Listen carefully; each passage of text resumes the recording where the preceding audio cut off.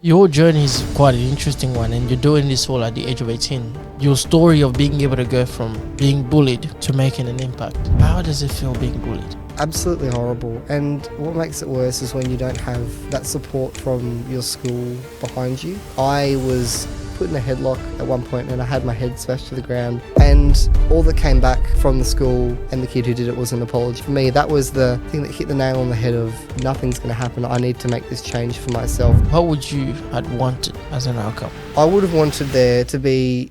The highest rate of suicide is actually men. We always get that message that we need to be tough, we need to be the leaders of our communities, we need to show that we're strong and we're not there to be vulnerable. And I think that that's something that we really need to break the stereotype and the message of. Where does the mindset come from?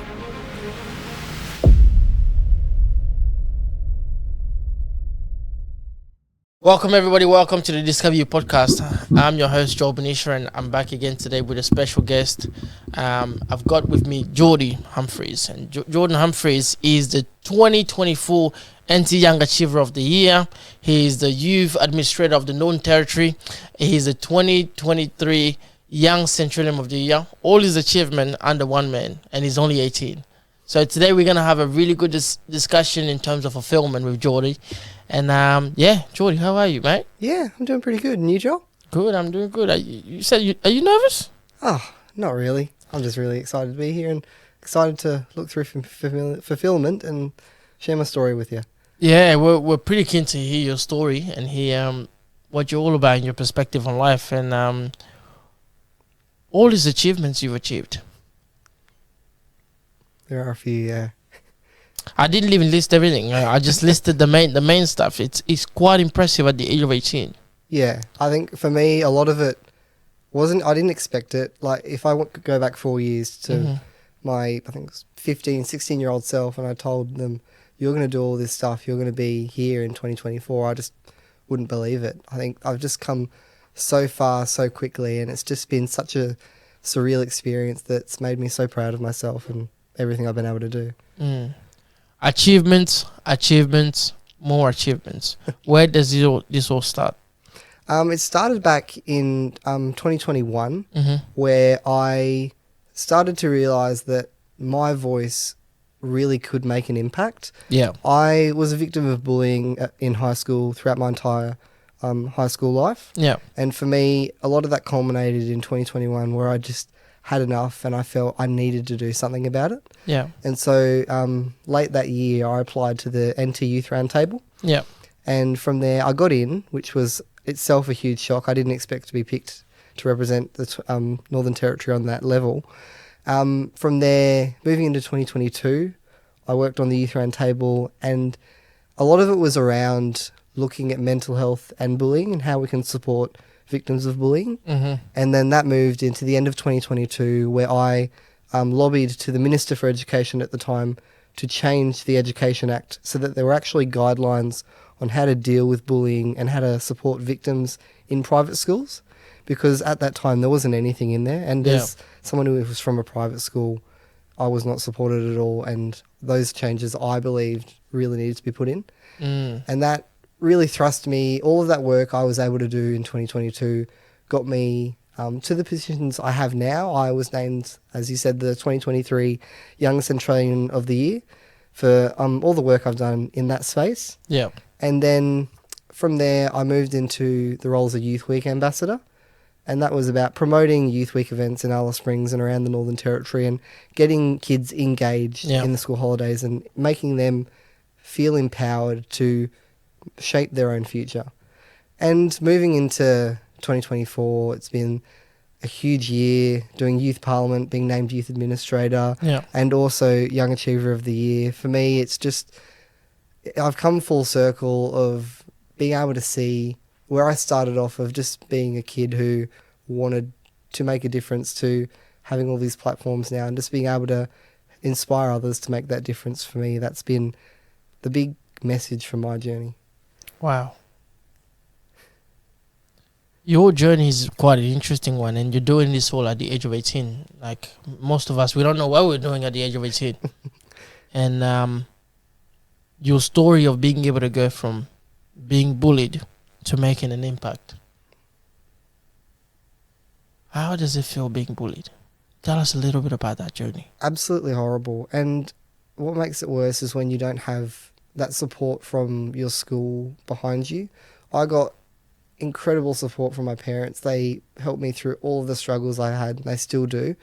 For me, the biggest thing was just feeling so alone when it was happening, like in that school environment, feeling and eventually knowing that I wasn't able to get that support in that moment. Mm-hmm. It was just absolutely terrifying. I felt so powerless to the point that I was put in a headlock at one point and I had my head smashed to the ground and I was hospitalised as a result. And all that came back from the school and the kid who did it was an apology letter. There wasn't any other consequence, nothing like that. And for me, that was the thing that hit the nail on the head of nothing's going to happen. I need to make this change for myself. I need to not put it into my own hands, but I need to be the change that I want to see. I hear that quote quite a lot. And I think at that point, after that specific incident, for me, that was something that I decided I needed to really put into action myself, being that change I wanted to see, because I could tell that nothing was getting better until I decided to change something. So if you look back at that experience, what would you had wanted as an outcome? I would have wanted there to be something restorative. Like for me, I'm not a spiteful person. I'm not someone who wants revenge or is angry towards someone that is bad to me. Yeah. And that's something that mum and dad never have really understood. Of these kids at school have done all these absolutely horrible things to me, but I've never felt any anger or dissent towards them. I've always been the first person to forgive them and say, hey, it's okay. To the point that I actually had mum and dad at one point saying, hey, no, you don't just tell them it's okay. They need to understand that what they've done is wrong. And so for me, it's a big thing of, it's, for me, kindness is the one thing that has kept me going. I'm not sure if that answered the question too well, but yeah. Kindness, let's jump on what you said about kindness and kindness being so big for you. Why? Why do you want to be so kind to people that are hurting you? For me, I don't see two wrongs don't make a right, Joel. And I think for me, that's something that I've always wanted to put forward. If I get bullied, I don't want to be the person that retaliates or puts that onto someone else. I have no reason to. And of course, no one who bullies a person has any genuine good reason to do it. But if I can stop that cycle and I can stop that from continuing from me, if I can stop the bullying at me, if I can take all of that onto myself and stop the next person from experiencing that, I will be more than happy to do that, because it saves another person significant amounts of pain, and I just could not live with myself if I was putting that pain onto someone else. Do you feel like maybe what your parents were saying, that was by you saying it's okay, maybe you're accepting the fact that you got bullied, and does that stop the bullying, or does that person say, hey, look, if I can get away with it with Jordy, I'm gonna go do it to the next person? I think a lot of the time when I am still quite forgiving, the people who bullied me saw it a lot as, oh, he's fine with it, we can just keep doing it, nothing will really happen. Yeah. And so I did become that continuing punching bag for all of this horrible stuff. But I think looking at the impact of that, when we graduated, quite a few of them came up to me, and after they'd seen all the stuff I'd done and the impact I was able to make in these fields, they just looked at me and they said, mate, I'm really sorry for what I've done. I can see the impact you're making. I'm just really proud of you. Well done, man. And I think for me, that was one of the most special moments in the work I've done, to be able to see that this person had been absolutely horrible to me, but the fact that I was able to share that kindness that I had inside myself with them and stop that cycle of bullying, and for them to be able to see that even though I went through all that hardship, I was able to make the impact that I have. I think for me, that's a really, really great message to get across, because when you've got kids, especially in Alice Springs, and there's not a lot of opportunities for kids in Alice Springs after school. It's either like doing a trade in Alice or you move into state to do university. Yeah. And I think looking at someone like myself who's come from Alice Springs, who's gone through all that hardship, is still able to make the impact and the change I've had here in the Territory. I think that that's also been a big message to get to the people that have bullied me and lots of people in Alice Springs in the Territory, is that no matter what you go through, as long as you have that determination and that drive to make an impact, you can do it anywhere. Where does the mindset come from? I think a lot of it's resilience. I've never been someone that processes, I wouldn't call it trauma, but I'm not someone who processes my negative experiences fully. Mm-hmm. Even now, I haven't really accepted the fact I've got bullied. When it was first raised to me that, hey, this is bullying, I didn't accept it as that. It just didn't feel like the right label. It wasn't something that for me, I didn't feel, I just couldn't believe that I personally was getting bullied. It just didn't feel that it could happen to me, of all people. And I think a big thing looking at that message is how we can explore the impact of positivity. Could you repeat the question? Sorry, if we can continue that. I think you're on the right path in terms of what you're talking about. Yeah. But I was just trying to understand where the mindset came from. Yeah. Of being able to go through all this and still be okay with it. Yeah. Going back to that processing of it, I do not really process all that negative experience properly. So that mindset for me, I think it comes from a self-awareness that, yes, this stuff is happening. Yeah. But I have the blessing that it doesn't impact me as much as it might other people. So I'm able to persevere and I'm able to push through those negative experiences to create the positive impact on myself and keep pushing through life. A lot of the time I did brush the mental health impacts that the bullying had to the side. Yeah. And again, bottling things up, it never ends well. A lot of the time I did break down after a long time of just keeping it inside. But I think looking at that mindset is that it's so important to keep going, and also looking at sharing your experiences. Even if you're just considering sharing your experiences, that's a step in the right direction, because if you can get those emotions out rather than keeping them inside, it will save you a lot of pain. And obviously you're speaking from experience of being able to keep those emotions in and what it's done to you. Absolutely, yeah. Keeping those emotions in, it hasn't done good things for me. Like, I do have mental health issues. I struggle a lot with confidence and social anxiety and things like that. But for me, pushing it inside, it helped me to learn how to process my emotions myself.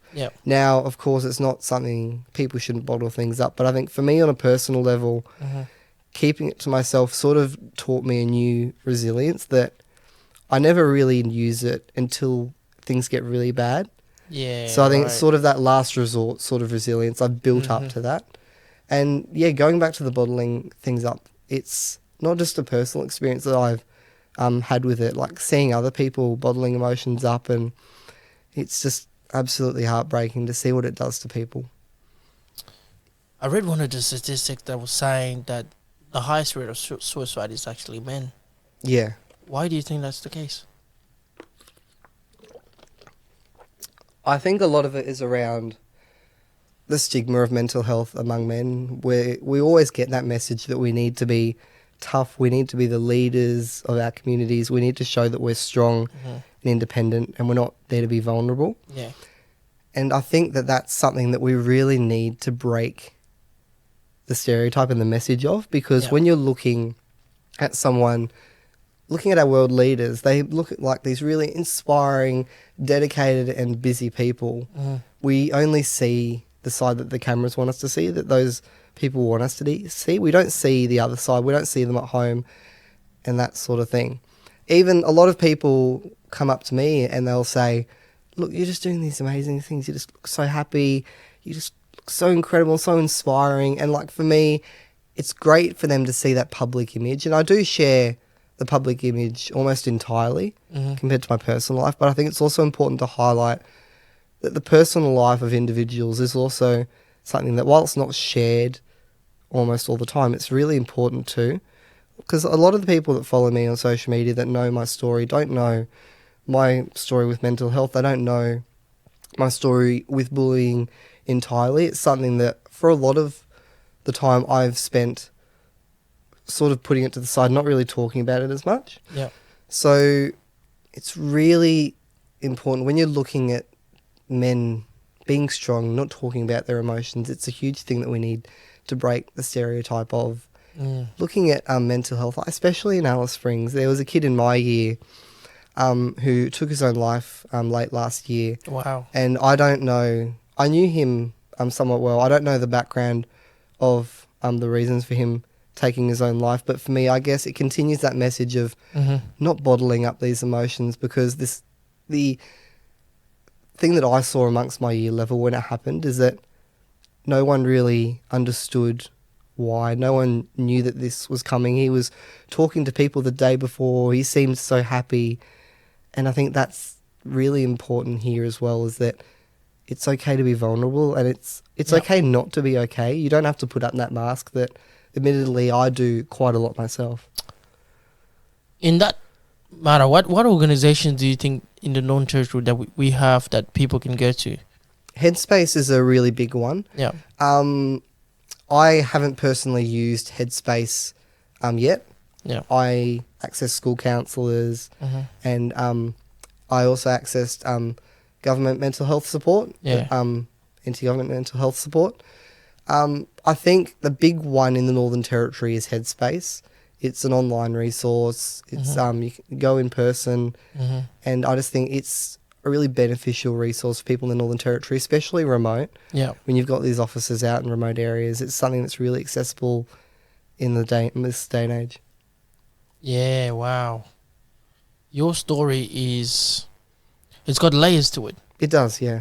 It's got layers to it, and I really resonate with you when you're talking about the image that people see is not the true image. It's not the complete image. If it's best to say, and it's kind of very difficult to show the full picture of who you are, because media almost always praises the achieving side and the good side, and the downtimes that you have, the struggles that you're facing.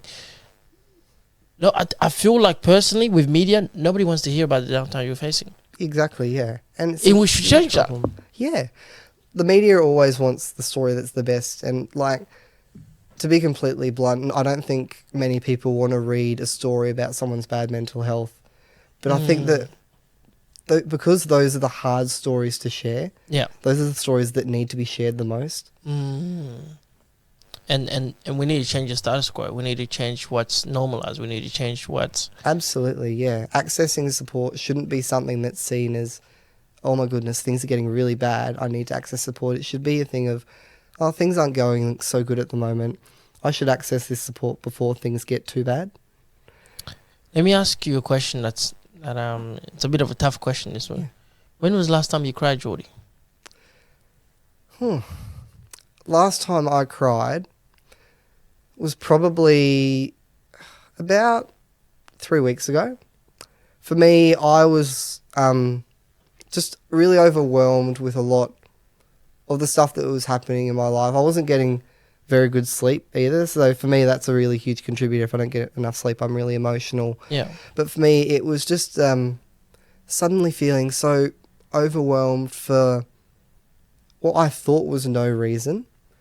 But for me, it was just looking at how much work I'd been doing. I'd been really pushing myself, and I hadn't been taking care of my mental health. I'd been putting everyone else before myself, which I love doing. I'm known quite well for doing that. Yeah. But again, a lot of the time I just forget to put myself first, and just that led to me just breaking down. I just needed that venting space to get that emotion out, and So if you were putting yourself first, how would that look like?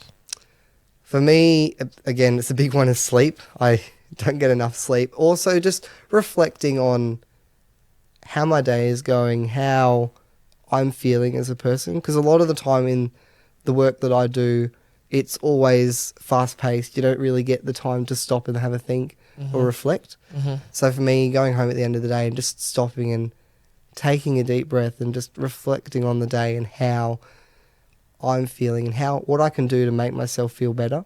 That's a huge thing that really had a good impact. There's a bit of a side truth when it comes to reality, and I was having a good chat with one of my mates, and he was talking to me about when we live this fast-paced life and we dedicate everything to getting things done and achieving and moving forward and moving the needle much closer.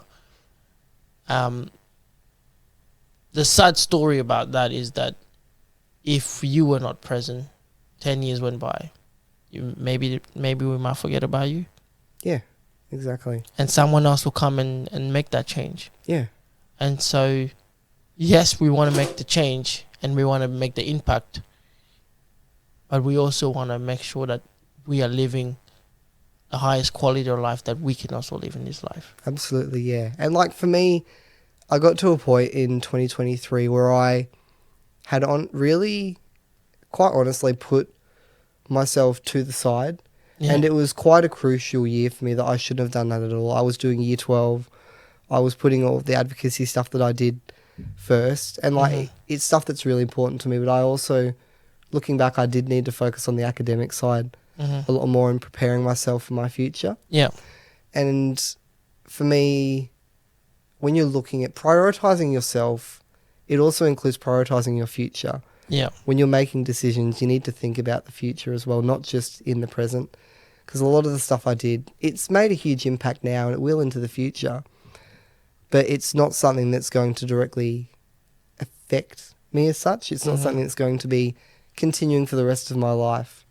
I think last year, being such a stressful year as well, doing year 12 and juggling all these things, not putting myself first was a huge thing that actually didn't get me good results. Like my ATAR was only around, it was under 70. So for me, it wasn't what I was expecting. And that was the culmination of just me not supporting myself, not reaching out for that support that I needed. Yeah. And yeah, going back to your message of putting yourself first when you need to, I didn't do a lot of that. And yeah. Yeah. You know, it's funny. My ATAR is 47. Yeah, wow. Yeah, I went through this phase where I was extremely suicidal after I got my ATAR. After I finished my year 12, I went down a hill. And I remember locking myself in for about 2 to 3 months or whatever. Yeah. And not wanting to talk to anybody, I just felt extremely low. Because I tried really hard when I was in year 12. Yeah. And when my ATAR arrived, it was just a shocker. And I wanted to take my life away. And that's when I had this transcendental experience. And I still don't know how to describe that experience, but it was like an opening, like a spiritual opening. And that's when I started my journey of fulfillment and trying to really understand what does it take for one to reach this state of fulfillment. Yeah. And I don't know if you believe in anything. Do you believe in anything? I don't have a specific faith, no. I don't believe in a God as such. I believe that there is something when we pass away. I'm not sure exactly what that is, but for me, I do believe that there is something or someone that is watching over me as a person and everyone and is guiding us as we go through life. So you believe there's some sort of guide in life? Yeah. And if there is some sort of guide, do you believe in predestined? Like your life is actually predestined before you were born? 100%, yeah. 100%? Yeah. I do feel that whatever is guiding me has chosen me to take the path I have for a reason. I'm not here out of luck or coincidence. I do believe I'm here for a reason, and I know a lot of what that reason is in making that impact for other people. But I think I haven't fully discovered why I'm on this path yet. Yeah. And again, my path is so uncertain. I don't know where I'm going to be going next. It's only up from here, but I don't know where life is going to take me, and it's an exciting step. It really is. So you believe in the predestination, that you're definitely here for a reason, and 100%. there's no luck here, and you know where you're gonna end up, but you don't know how you're gonna get there. Is that what you're saying? Yeah, I feel that there is a path that is set for me. I just need to find the right way to get on that path. And how are you going to do that? A lot of it is around fulfillment, like you said, and looking at, again, supporting myself, putting myself first a lot more. Mm-hmm. And I've been a big people pleaser, and I've always been someone that's wanted to please other people. I haven't really put my needs first, as we've touched on. I think me exploring that a lot more now and into the future of being able to say, hey, no, I can't do this commitment. I'm not able to do this event, because for a lot of the time I became a yes man. Wow. I just said yes to everything. Really? And it got me a lot of opportunities. Yeah. It got me to where I am today. But I think now I'm at this position, I need to start teaching myself to take that step back and take a breath, and also give that space for other people to have these opportunities as well. Yeah. Let's just dive a little bit into that. Yes man. What's the origin of that? How did you become a yes man? Were you always a yes man from your childhood? I was, like, a lot of it, there's opportunities that I got at school, being able to go to school conferences and travel, things like that. I said yes to all of that. It was something that whenever there was an opportunity, I put my hand up for it. Whenever there was a leadership opportunity, I'd put my hand up for it. I think it started when I entered high school. Yeah. For me, it was a new opportunity. It was a clean slate for me. I was able to create my own path, set my own destiny at school. I had a clean slate. No one knew me there. Mm-hmm. Completely new school. And for me, that was the opportunity for me to be able to show people who I was as an individual, rather than what I was known back in primary school as a bit of a troublemaker and a bit of a hyperactive kid. Now, you said yourself that you wanted to make that difference between who people thought you were and who you were. Yeah. So then I guess the next ideal question here is, who is Jordon Humphreys? Who is that? Jordon is someone who, for a lot of his life, has been misunderstood, but he's making his own path. He's showing people that he isn't everything that people know him as. He does have a deeper and a more meaningful side to him than what people see in the newspapers, what they see and hear on radio and TV. Yeah. There's more to me than the face that you see and the things that I do. Mm-hmm. And again, changing that perspective on me, it's a huge thing. Like back in primary school, I was for a long time undiagnosed with ADHD. Yeah. And so transition or prep to year 1 and 2, a lot of the time I was pulling like the strings out of my socks. I was all over the place, hyperactive. And I was known as this hyperactive kid who no one could get to sit still. I was sort of, I wasn't seen as the troublemaker. I wasn't really one of the good kids as such. When I got diagnosed, it really did change my life in more ways than one, of how I was able to do schoolwork, how I was perceived by teachers. Mm-hmm. There's this one specific teacher, I won't share her name, but I had her in year 1. Yeah. And then I had her in year 3 again. And year 3 was then she said, hey, he might have ADHD. I think we should look into this. And that decision, and for that teacher to be able to approach my parents and say that, it honestly did change my life. When I started my ADHD medication, I was a completely different person. And not in a bad way. It was a really good way. The first day I took my medication, I was down at the shops with Mum. Now, before I was medicated, I was someone who'd always touch everything in the shop. I'd want to run around and just run amok.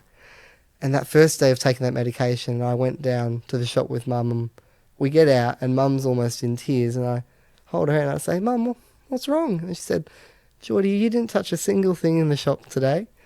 I'm so proud of you. And for me, being able to see that change in my behaviour and being able to see how that extra bit of help that I needed to become a more grounded person.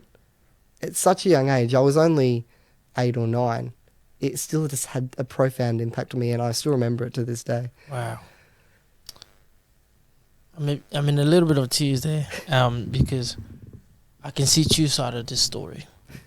I can see a kid who wants to be accepted. 100%.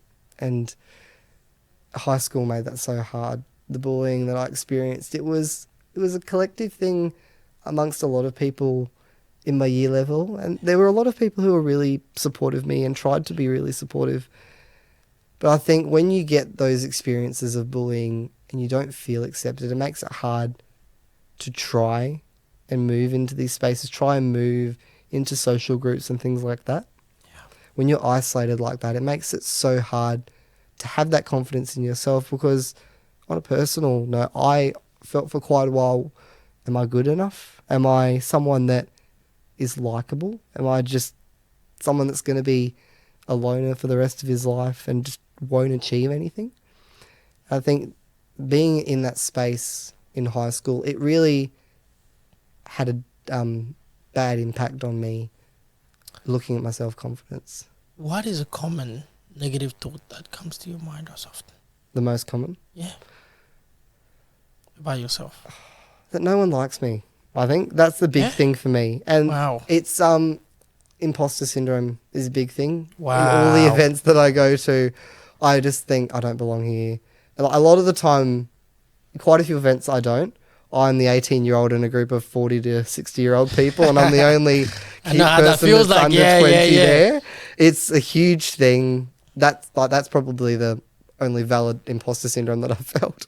But looking at when I'm in a classroom or when I'm in a conference with people my age, I get propped up quite a bit when people talk about me, but I don't feel a lot of the time that I belong there, or I don't deserve to be there. Even when I was at the Young Achiever Awards and I was named the NT Young Achiever of the Year, for me standing up there, I just thought, really? They picked me? I couldn't believe it, on a level of complete shock and gratitude, but at the same time I just didn't feel that I was deserving on it. Looking back at my achievements, I didn't see them as big as I guess what other people saw them as. And reflecting on that, that's a huge thing of, while you might not see the impact of the things you do yourself, it could have a huge impact on someone else. And that's the saying, one ripple can create a wave, is I think really noteworthy there. Well, the other side of it is that you're easily likable. Because you carry no ego. Yeah. I think and that's very difficult to find that. Yeah. It scares me a lot. I think going into high school, I did have a bit of an ego initially, thinking, I'm in high school. I was at a private school thinking, I'm really great. I think the bullying wasn't a result of that, but I think the bullying itself also sort of humbled me a bit and made me realise, hey, the power dynamic there sort of made me reflect to myself and think, hey, I might not be as top dog as I think I am. Yeah. There's that side of me that isn't able to stand up and say, hey, no, that's not okay. Yeah. And so for me, that really took my ego back quite a bit, of thinking, hey, you're not as good as what you think you are. I think that sort of message in myself has continued even now. That's crazy though, because the way you talk to yourself in your mind, and yet you still go out there and make an impact. How are you overcoming this mental? I think for me, it's, for a lot of the time, especially initially, doing all this stuff in advocacy and youth work, it was a distraction from the pain and the negativity that I was experiencing from my experiences with bullying.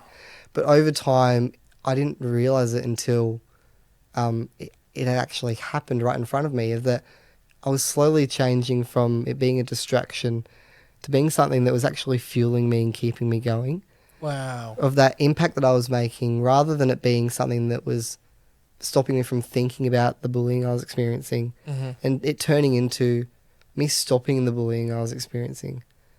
And that morph and that change of that dynamic was just, it hit me honestly at the end of 2022 when I was lobbying to the education minister. And after I'd finished my speech to her, I just went back to my seat and I looked back at myself and I just thought, this isn't something that I just do anymore. It's who I am and the impact that I work so hard to make. It's not a part of me anymore. It really is who I am as a person. Wow. You said early on that who Jordan is somebody that is misunderstood. What is one thing you think people really misunderstood when they first meet you? What did they misunderstand about you? I would probably have to say my confidence. A lot of people say I'm so confident, I'm so mature for my age, and again, it's the public side. Like, they don't see a lot of that's masking my ADHD and masking that so I can be that public face that is responsible, that is that leader that people see. But what they don't see and what drives mum and dad crazy is that chaotic kid who takes 2 hours to get ready in the morning, has to get up at 6 to be out of the door at 8, takes half an hour to an hour to eat his breakfast because his medication's still kicking in. People don't see that chaotic side. And I think misunderstanding who I am, a lot of the time people use the word misunderstood as, oh, this kid looks bad, but he's actually a great person. Yeah. But I think for me, it's the other way around. People see, oh yeah, he's this really great kid. But I do have those issues behind that, underneath the surface. A lot of the time I am moody. I argue with my parents, and it's something that I think people, they don't see, but misunderstanding who I am as an individual. I do a lot of good, and I set a good example in the public light.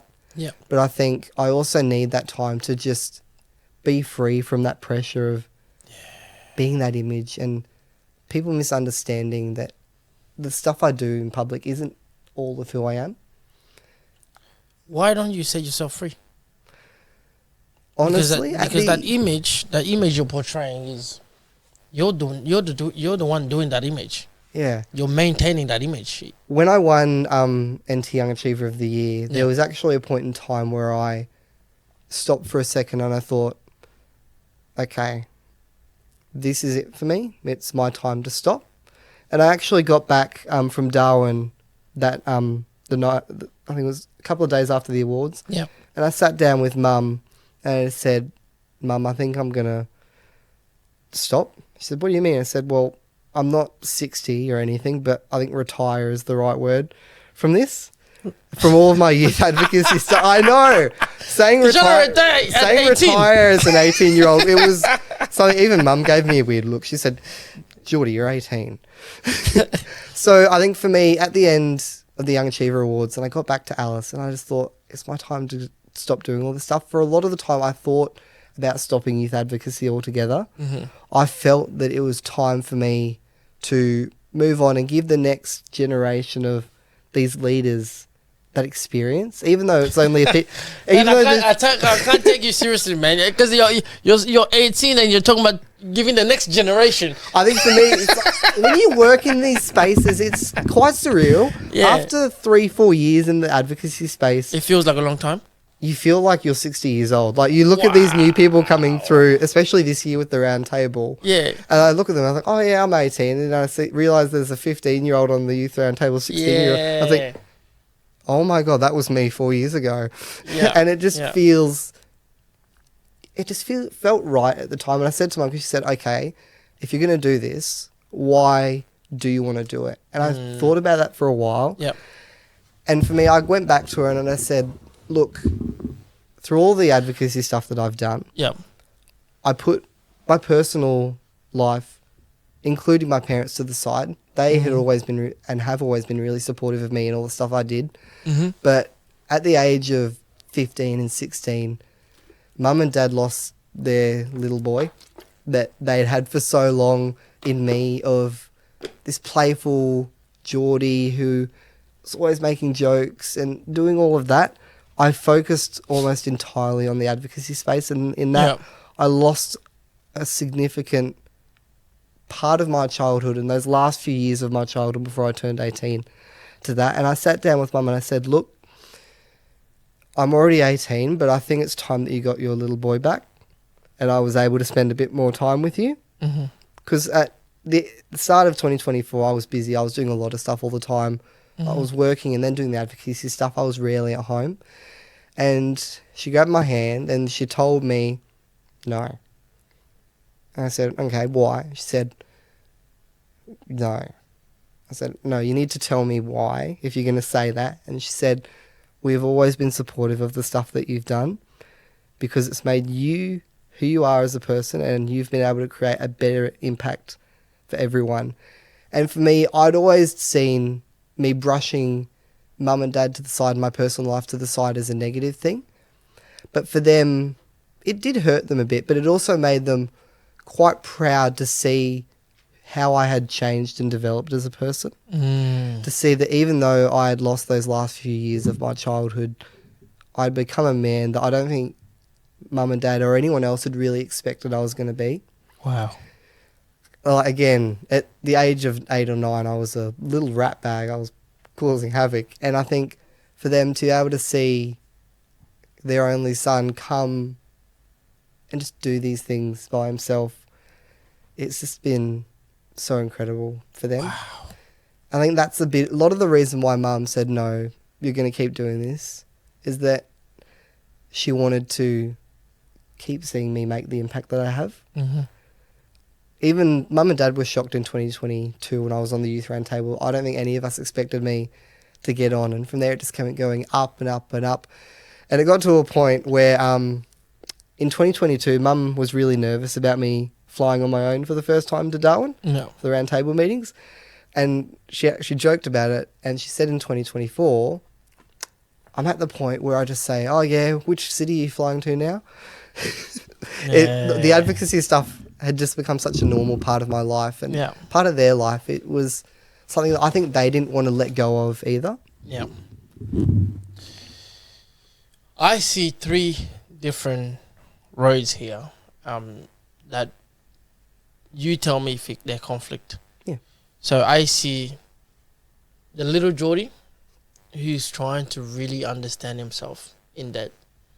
And then one side is so that Jordy is trying to understand himself and he's trying to make sense of his life and his destiny and where he's going. Yeah.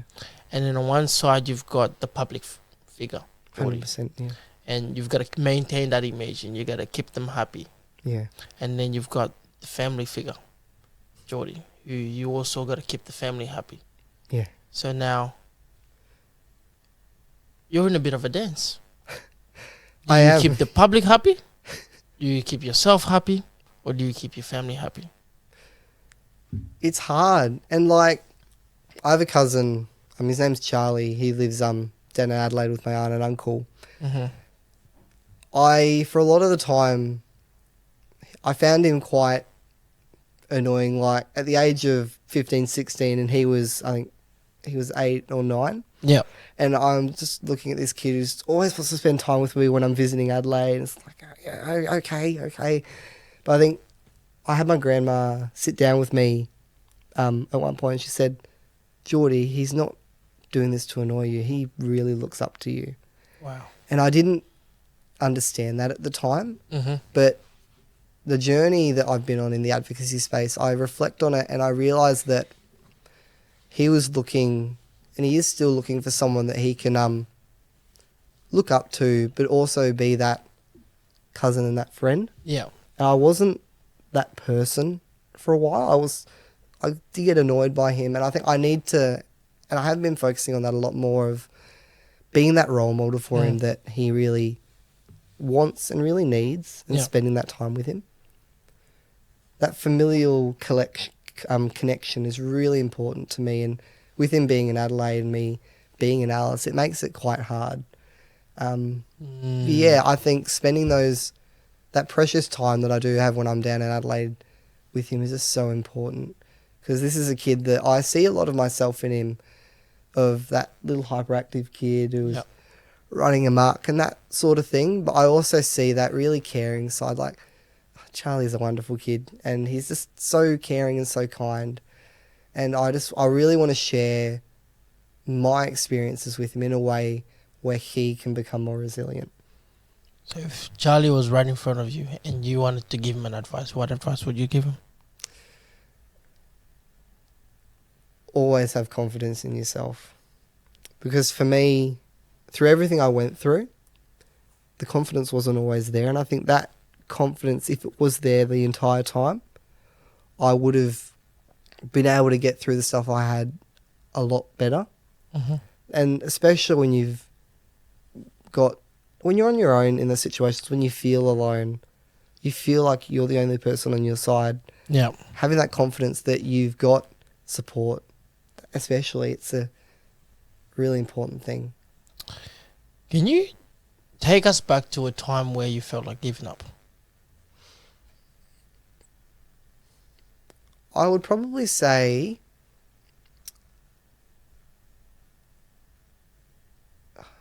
that is a hard one. I would probably say at the end of at the after the Young Achiever Awards, I do keep going straight back after that achievement, straight after the high. Yeah, you went on a low. The high for me, it was Wow. great, but at the same time, I stopped and I looked and I thought, I got into a really negative space of, okay, this is as far as I'm going to be able to go. Why? For me, that was sort of like a pinnacle of all of my achievements, and I thought, okay, that award has named all of these achievements. And for me, I had that mindset of, now I had that award, I had to start doing new things. Those achievements weren't relevant anymore. Mm-hmm. They were connected to one specific thing. Mm-hmm. And for me, I felt lost for quite a while, because all this stuff in mental health and bullying and all that advocacy, it's what I was known for. And for me, trying to explore something that is different to that, it honestly terrified me. Wow. And even now, looking at going to uni next year, the thought of that alone terrifies me. Being in that environment that I'm not going to have that reputation or anyone that knows me like they do in the territory. It's going to be a clean slate. And when I started high school, for me, that was so exciting. But now I've done all this stuff, I'm terrified by the idea that I won't have anything that gives me a name. The idea that I have to rebuild that name for myself, that for me is a really scary thing. It's a tough one, because on one side, the name makes your life easier. Exactly. Because you've spent all these years building that name. Yeah. And it gives you the social acceptance that you always wanted. Yeah. It gives you the ability to be able to talk to whoever you need to talk to and make the impact you're able to make. Yeah. On the other side, the name also means the image. The name also means you have to maintain an image of something you're not. Yeah, exactly. And for me, it's half terrified and half excited for next year. Yeah. Because going to South Australia for uni, there's going to be no one that knows me. Charlie would know you. Charlie will know me. But like at uni, there's going to be no one that really knows me. Yeah. Tell them, but at the same Google time, me. There's going to be no one that knows me. Yeah. I'm able to create that new image and I'm able to explore that personal side of Jordy more. Yeah. There's not going to be that pressure to maintain that public image in Adelaide. It's going to be me able to be myself a lot more in a public light. Here's a question for you. Because the name is not being carried across and no one knows you there. Well, I wouldn't say no one, we never know. Someone might know you, but you don't have the reputation that you hold in the territory. Do you fear that the bullying might return? Not at all, quite honestly. I think when I graduated, I did think that for a while. I thought, okay, is this going to continue? Am I just going to be that socially awkward kid that no one likes? Mm-hmm. When you get older as an individual, I think you start to realise more and more the impact that the things you do have on people. And I think when you're looking at a university space and you're looking at all these people who are all just trying to fit in, the smallest hint that you can create a connection with someone, the smallest hint that you can join a social group or something like that, those are things that people just jump at. And I think that's what's really reassured me that I'm going to be okay. I'm not going to have that bullying experience at uni, because there's going to be all these people looking for connection just like me. Correct. And that common goal that we all have is going to make things so easy. That is such a great outlook. And I feel like everybody is got this mask that they're wearing. And really, we all want to take it off and be ourselves. Yeah, 100%. And we want people to accept us completely for who we are. And Yeah, at the university, you meet tons of people that all trying to take off their mask, and they're trying to do exactly what you're trying to do. Yeah. Can you see me for who I am? Yeah, and that's why I love what I do for work. I work in a special needs school. Yeah, and so for me, because these are kids that they're able to be silly because like they're at school, like they're there to be supported. Mm-hmm. I'm able to be that goofball as well. Yeah. I'm able to have fun with them. I'm able to muck around. Whereas like working in a normal school, working in an office, you can't dance every time you're having your lunch break. You can't sing a random song. You can't make silly faces with your co-workers. When you're working in the education space, when you're working with these kids that remind you a lot of yourself, and also just there's no judgment. Yeah, that's what it is. Oh, it's amazing. No judgment. Yeah. And like some of the kids I work with have ADHD too, and just for me being able to see them navigate it at such a young age and me being able to support them through that, it's incredible. So you've got your career progressing and you're taking the next stage into your career. Yeah. You've got a family that loves you. Yeah. You've got a support system in your family. What about your relationship? Have you ever thought about relationship? Do you ever think about getting married one day? One day, maybe. I think for me, a lot of the people my age these days look at the physical side of an individual as what makes them attractive as a person. For me, this is the topic. For me, that's not the case at all. For me, it's always been the individual on the inside, the personality of an individual. Yeah. I don't care what the person looks like. I don't care who they are, what they've done, any of that. As long as there's someone that I can have that connection with and I can relate to and I can support and be supported by. Yeah. That's all that matters to me. And I think a really important message that I think people my age and everyone in this day and age should understand and should recognise is that the physical qualities of a person don't define them. When you're looking at people like Turia Pitt, who was a burn victim, all of the injuries that she's had and her physical appearance now, it doesn't define her. It's what the impact that she's had because of her experiences that's defined her. The way messages and emotions are conveyed over text is really limited. Where the way you write something in a text, like I could be saying, oh yeah, I'm feeling great. Someone could be taking that as, oh yeah, I'm feeling great. But I could actually be saying, oh yeah, I'm feeling great. You can't understand that really deep and raw emotion over text when you're just reading some words. Yeah. I think that in-person connection, well, even a phone call, I feel, doesn't really give the same feeling of connection as that being physically there with that person. Yeah.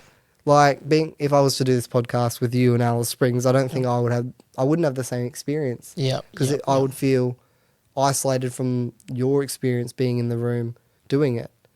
And when you're looking at approaching relationships and dating itself, I think that the online space is a great space for all relationships and friendships that have been established already. Yeah. But I think when you're trying to build that relationship and create that connection with someone, it's not a really good space to explore that. Being there in person with an individual is so important because you could be looking at something, you could say something, they might not like it. When you're there, you can get those intimate cues of they could have a really small change in the facial expression. You can note, oh, they might not like what I've said or what I've just done. But if you're over text, you could be going on for months and months and months and be doing the same thing until everything just implodes and you realise that because they weren't able to communicate with you on that one thing, that's where it all went wrong. And that's where I really, when I do decide to date, I'm going to approach it of an in-person approach rather than an online dating approach because I want to have that in-person connection with that person. I don't want it to be an online space where it's a tick or a swipe. Yeah. I want it to be something that is a genuine connection and it just feels right. You've definitely thought a lot about this relationship stuff because this is in-depth description and I guess the next question to ask you is what sort of qualities you reckon is a must for your future partner? What's one quality that you like? This is a defining quality. I think understanding is a big thing. Understanding that no matter what the individual has done as a person, past or future, and no matter who they are or what they have done, I think understanding that that person isn't defined by the things they have done. They're defined by who they are as an individual. Yeah. That's something that I want in a partner. I want someone who can see me for me, not for what I've done. Wow. And yeah. Thank you for tuning in. If you enjoyed our content, please follow us on YouTube, Spotify, Apple Podcasts, and TikTok. And if you really want to support us, please support us on Patreon, Subscribestar, and Crypto. I personally want to say thank you to all of you that are following us. And I want to make a promise that if you follow us, if you subscribe to our channel, that we will keep producing the best, highest form of quality content to add value to your life and help you find fulfillment in life. Thank you.